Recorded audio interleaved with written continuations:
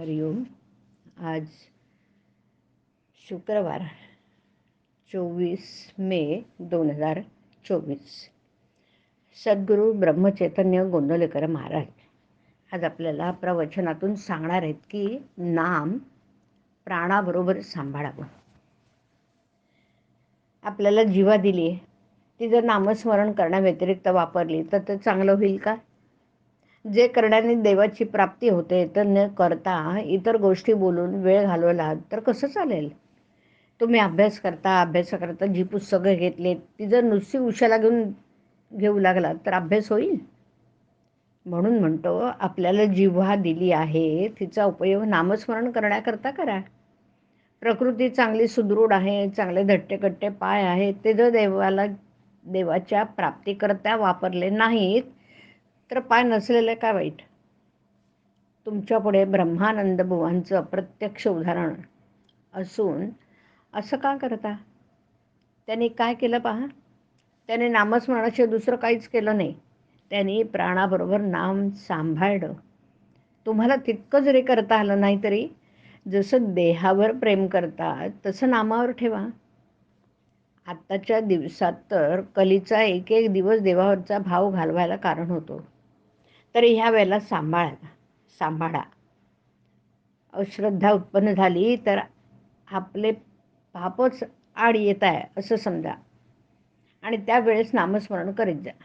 माझ्यावर व्यवहाराबाबत पाहिजे तर विश्वास ठेवू नका, पण नामस्मरण करायला सांगतो त्यावर विश्वास ठेवा. नाम व्यवहाराकरता उपयोगात आणूच नका. नामस्मरण नामाकरताच करीत जा, म्हणजे मग खरा आनंद तुम्हाला मिळेल. दिवसातून किती वेळ नामात घालवला याचा रोज विचार करीत जा आणि काही वेळ तरी नामात घालवण्याचा निश्चय करा, म्हणजे विश्वास वाढत जाईल. खरं समाधान तुम्हाला नामातच मिळेल. भगवंताचं नाम हे स्वयंभू आणि स्वाभाविक आहे.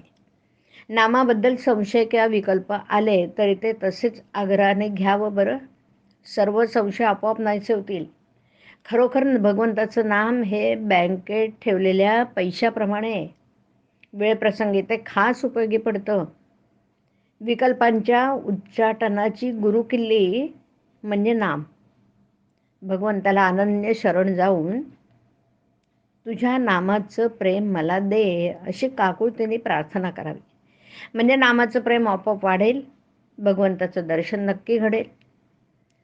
वासनेमुळे माझ्या आनंदाचा भंग होतो, म्हणजे वासना माझ्या आनंदाची चोरीच करतो. ज्या समाधानाकरता माझी खटपट चाललेली असते ते समाधानच वासना हिरावून नेतं. नामस्मरणाने या वासनेला योग्य दिशा मिळते. म्हणून सदा सर्व काळ नामात राहिलं तर हळूहळू तिचा अंत होऊन केवळ आनंदच आपल्याजवळ राहील. आपण आपल्या जिभेला नामाचा चाळाच लावून घ्यावा. पहिल्यांदा विसरेल, पण सवयीने आपोआप आठवेल. हरिओम. हरिओम तत्सत. हरिओम.